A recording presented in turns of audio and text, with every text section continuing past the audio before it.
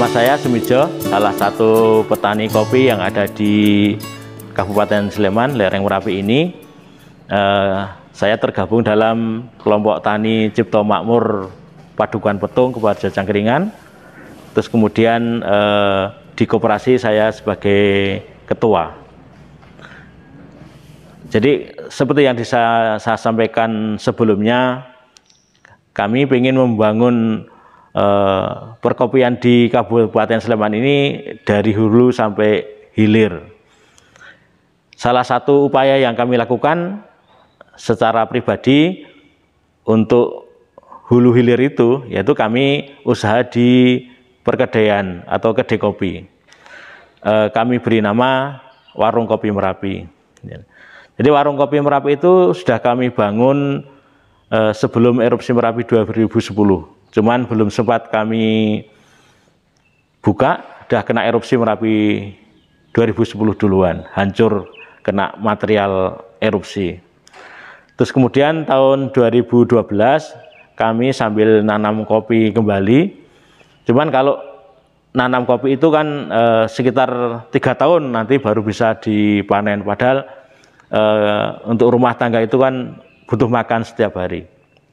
Kemudian kami punya ide, cari-cari ide gitu ya, usaha apakah yang bisa dinikmati secara harian sambil menunggu kopi bisa dipanen.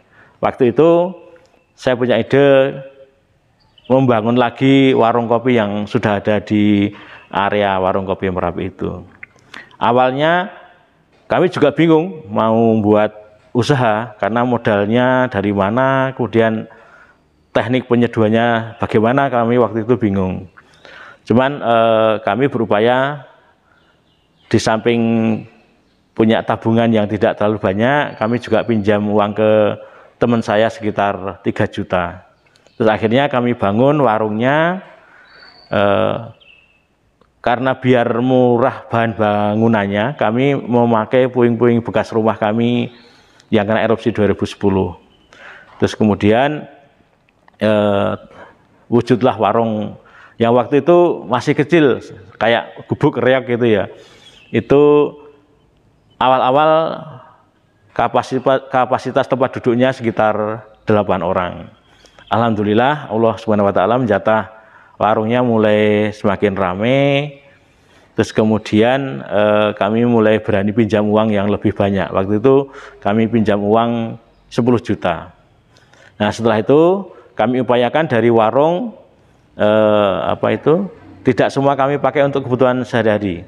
Ada yang untuk kebutuhan sehari-hari itu sekitar 30%, kemudian yang 30% sekitar 30% untuk modal kembali, kemudian yang sekitar 30% lagi untuk disimpan untuk ketika nanti bangun yang lebih besar. Kemudian yang sekitar 10% untuk biaya promosi. Alhamdulillah yang semula dari istri saya sendiri yang ngerjakan, terus kemudian mulai berani tambah cari karyawan.